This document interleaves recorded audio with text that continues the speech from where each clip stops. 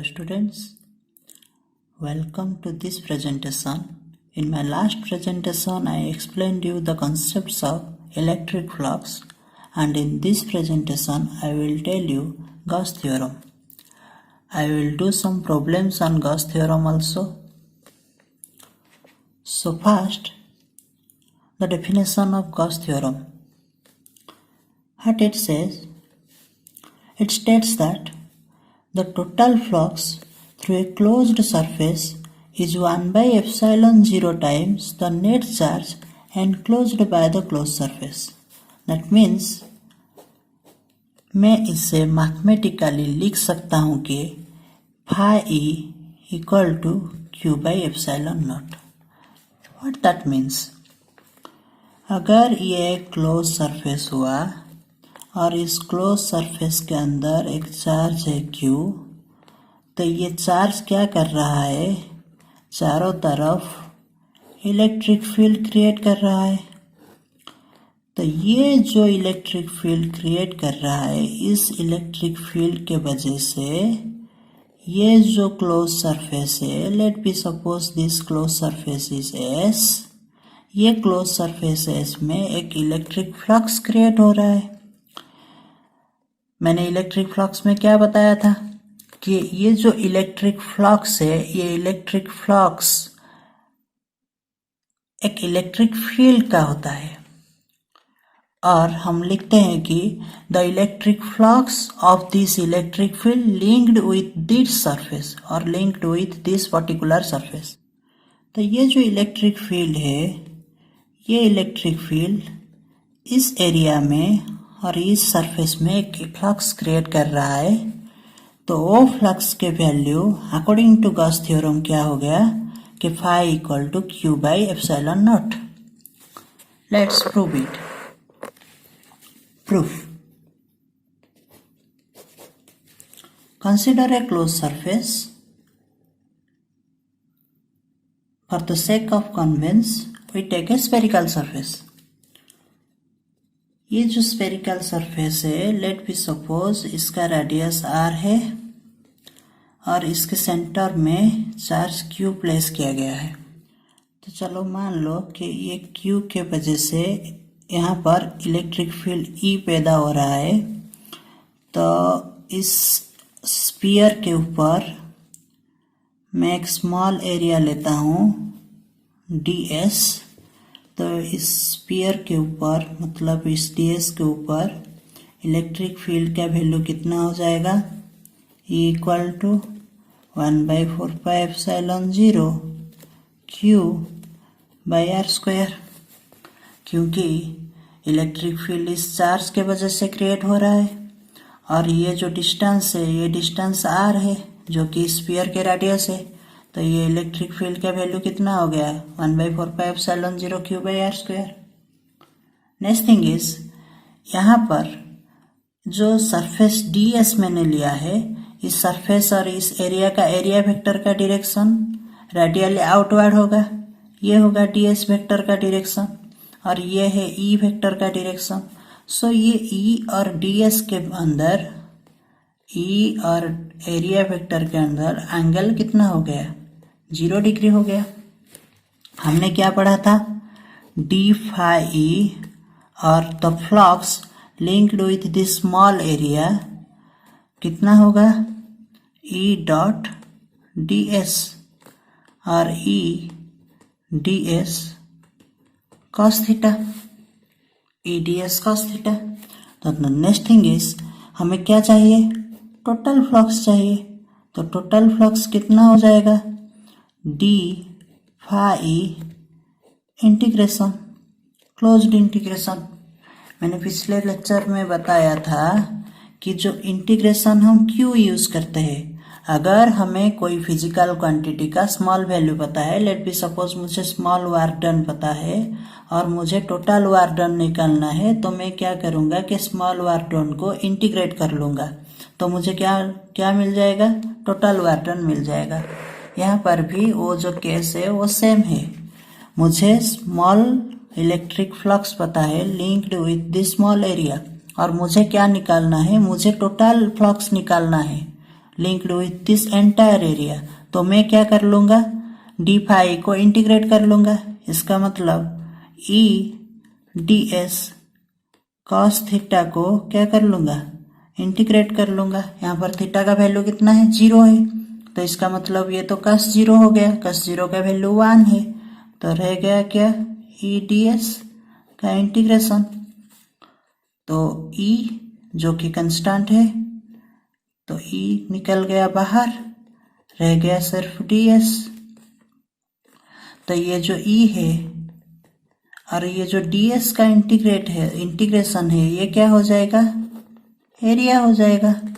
ई का वैल्यू कितना है, 1/4πε0 Q/r²। और ये जो एरिया है, ये किसका एरिया है, ये जो स्फीयर हमने लिया है, स्फीयर का सरफेस एरिया है, जो कि 4πr² के बराबर है।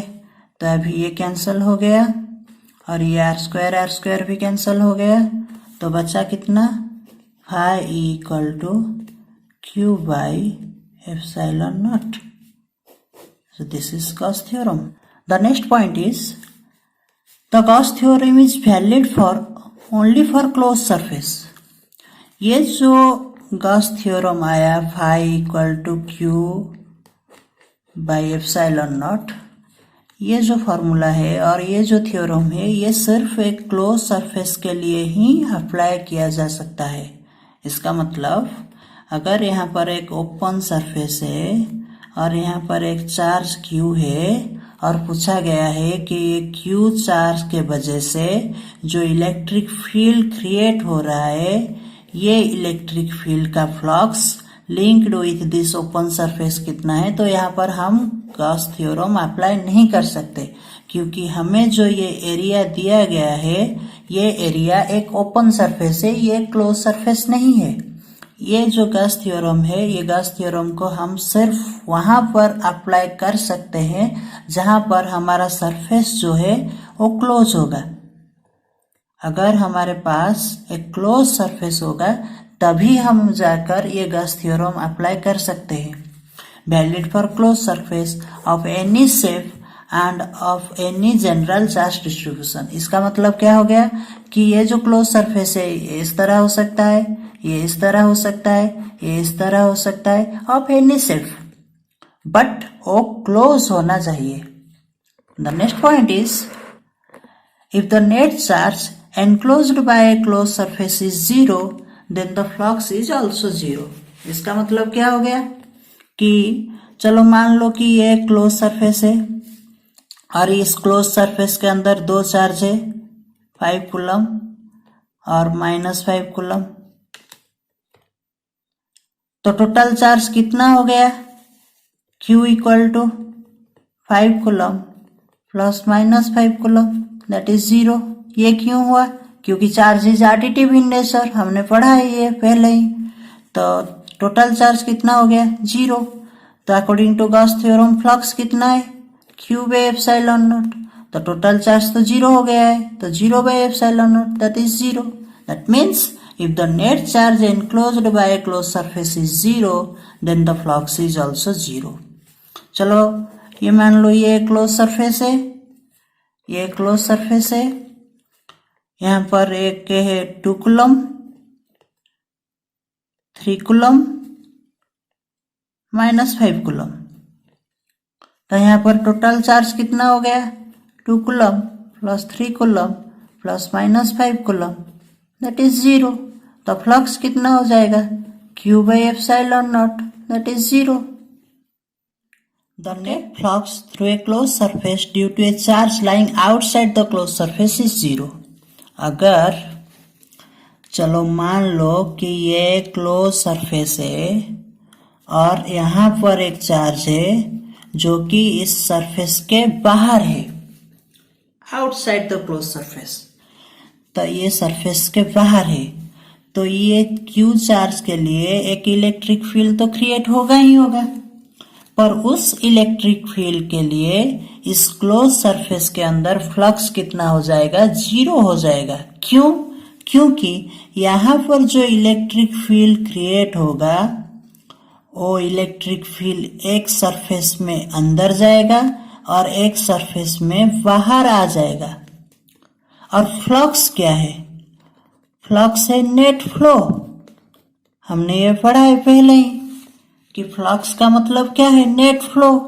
और ये जो सरफेस है, ये जो क्लोज सरफेस है, इसमें इलेक्ट्रिक फील्ड का नेट फ्लो क्या हो गया? 0 हो गया, क्योंकि जितना इलेक्ट्रिक फील्ड अंदर गया उतना ही इलेक्ट्रिक फील्ड बाहर आ गया। चलो मान लो कि ये क्लोज सरफेस है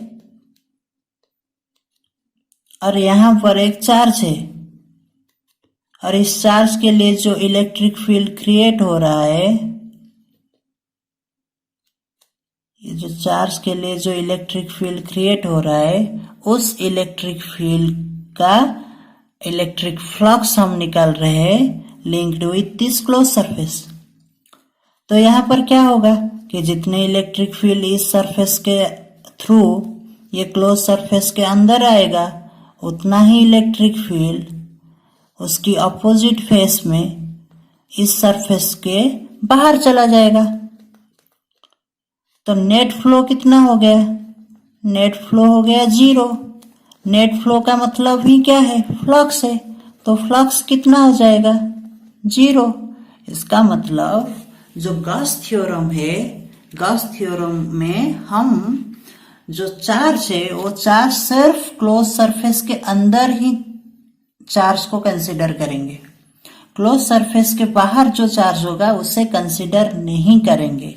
इसका मतलब अगर यहाँ पर एक क्लोज सरफेस है और यहाँ पर एक 2 कूलम चार्ज है, यहाँ पर एक 3 कूलम चार्ज है और यहाँ पर एक 5 कूलम चार्ज है, और हमें पूछा गया है कि ये तीनों चार्ज के वजह से ये जो सरफेस क्लोज सरफेस है, इस क्लोज सरफेस में लिंक्ड फ्लक्स कितना होगा।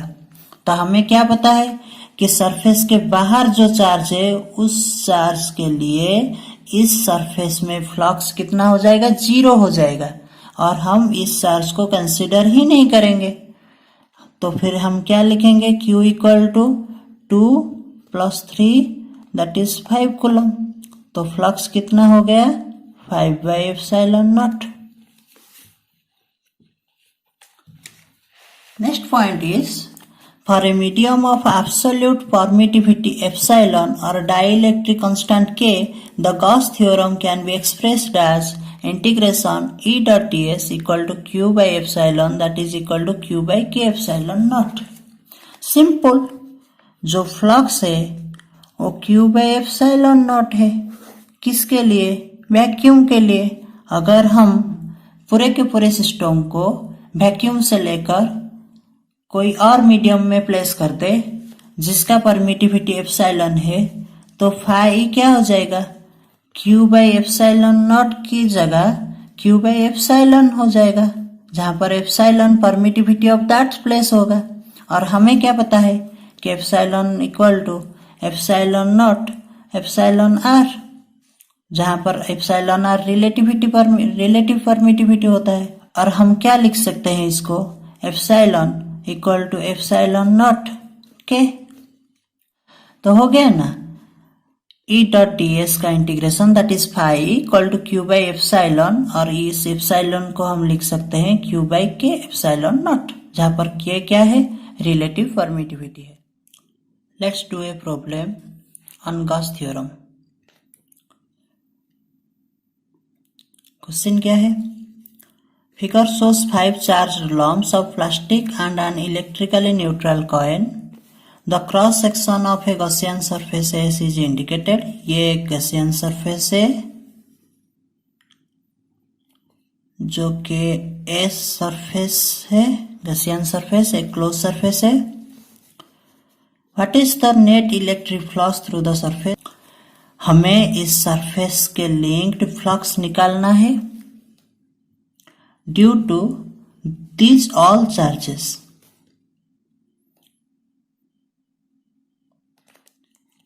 तो चार्ज का वैल्यू दे दिया है Q1 इक्वल टू Q4 3.1 नानो coulomb, Q2 equal to Q5 -5.9 नानो coulomb and Q3 equal to -3.1 नानो कूलम।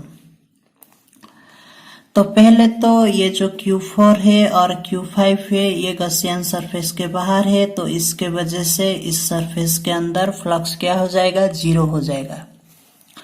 नेक्स्ट थिंग इज, हमें क्या पता है कि flux phi E according to Gauss theorem that is net charge Q by epsilon naught. तो हमें क्या निकालना है कि ये जो सरफेस है, ये सरफेस के अंदर नेट चार्ज कितना है। तो net charge Q equal to क्या हो जाएगा, Q1 plus Q2 plus Q3, क्योंकि ये जो कॉइन है ये न्यूट्रल है। यहाँ पर दे दिया है कि जो कॉइन है वो न्यूट्रल है। न्यूट्रल का मतलब क्या हो जाएगा कि इसका चार्ज 0 है। तो जो टोटल चार्ज Q होगा वो Q1, Q2 और Q3 का एडिटिव होगा, एडिशन होगा। तो Q equal to Q1 plus Q2 plus Q3। तो Q1 कितना हुआ, 3.1 plus Q2 minus 5.9 and Q3 minus 3.1 nanocoulomb. तो ये कितना बराबर हो गया, 3.1 minus 3.1 cancel out, that is minus 5.9 nanocoulomb. अभी फ्लक्स कितना हो जाएगा, flux phi equal to minus 5.9 nanocoulomb that is Q by epsilon naught. तो माइनस 5.9 नानोकूलम का मतलब into 10 to the power minus 9 coulomb divided by epsilon naught का value कितना है, 8.854 into 10 to the power minus 12। और इसका यूनिट क्या है, हमें पता है कि F equal to 1/4 pi epsilon naught Q1 Q2 by R square. इसका मतलब ये जो एप्सिलॉन नॉट है इसका यूनिट हो जाएगा कूलम स्क्वायर पर न्यूटन मीटर स्क्वायर। ये हो जाएगा कूलम स्क्वायर पर न्यूटन मीटर स्क्वायर।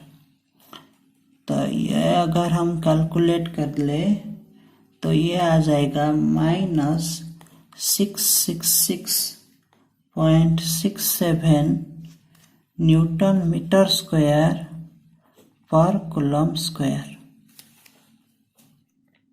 सॉरी, ये कूलम कैंसिल हो जाएगा, न्यूटन मीटर स्क्वायर पर कूलम, यही तो है इलेक्ट्रिक फ्लक्स का यूनिट।